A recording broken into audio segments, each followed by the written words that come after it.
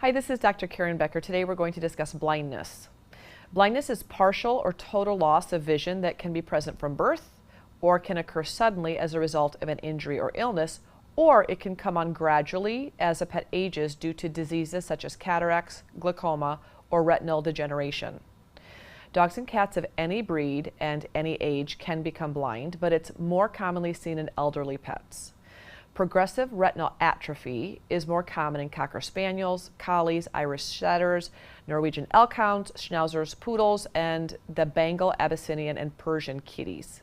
In addition to congenital or from birth blindness and gradual age-related blindness, there are several medical conditions of the eye that can ultimately lead to blindness in pets.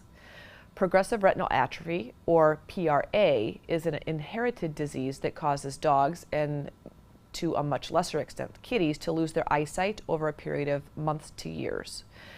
The retina, which is in the back part of the eye, is composed of rods that perceive light and cones that perceive color.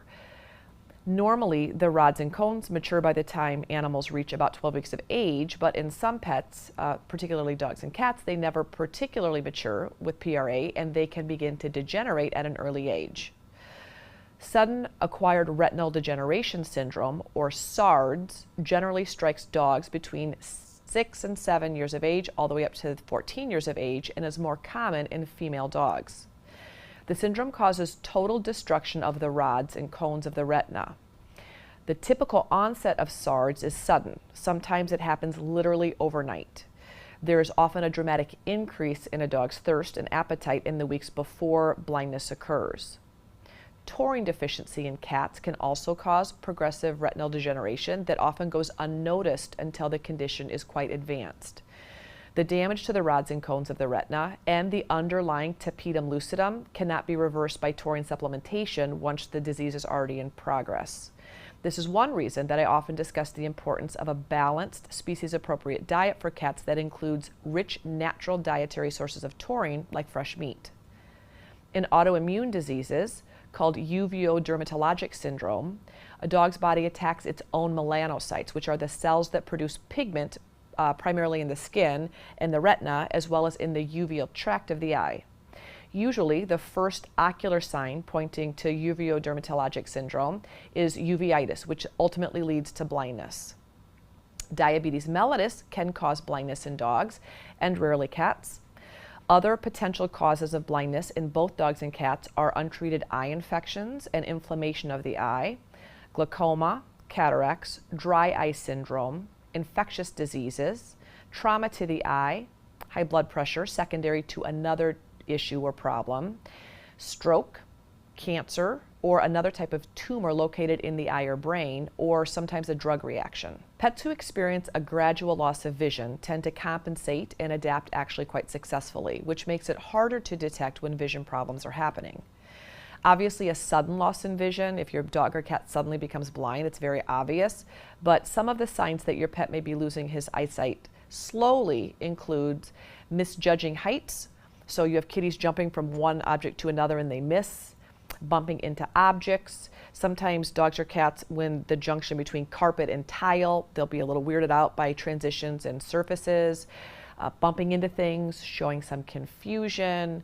If you change your surroundings, like if you rearrange your living room and there's a reluctance to move, or not being able to find normal spots, not being able to identify food and water bowls if you move them, general clumsiness where your pet wasn't clumsy before, or disorientation, including being easily startled when you approach them, as well as sometimes pets will rub at their eyes or can squint, all signs potentially that your pet could be losing his or her vision. You may also notice that your pet's eyes appear cloudy, discolored or inflamed, or that they're tearing, or that the pupils are abnormally large.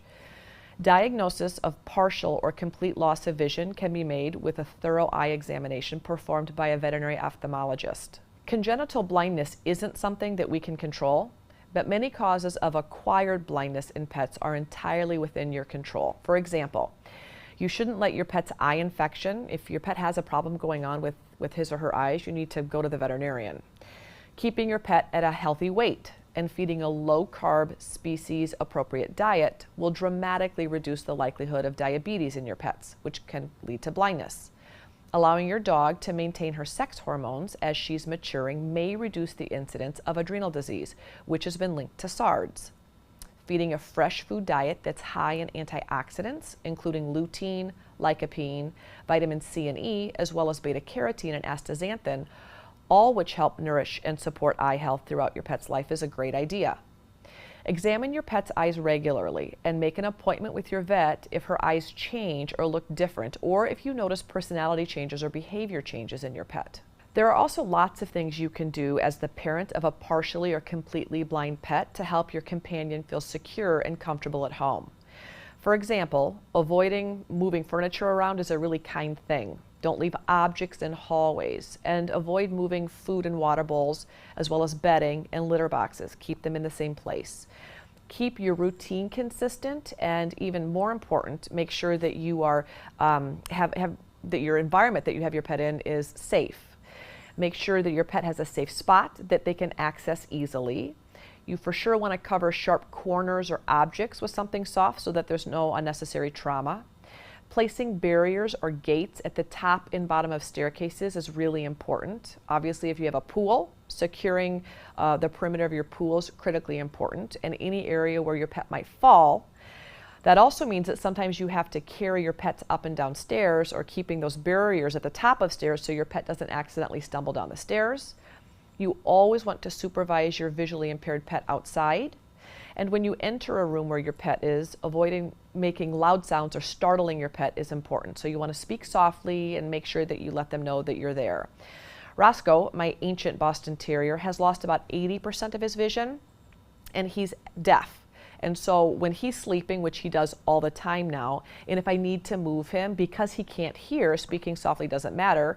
So I just gently blow on him to let him know tactily that I'm there, because he can't see me. And if I were to touch him, he wakes up really frazzled and overwhelmed. So I just blow on him, and he's able to wake up in a calmer state, and that just helps keep his cortisol levels low so he can feel comfortable in his environment, even though his vision is not so great.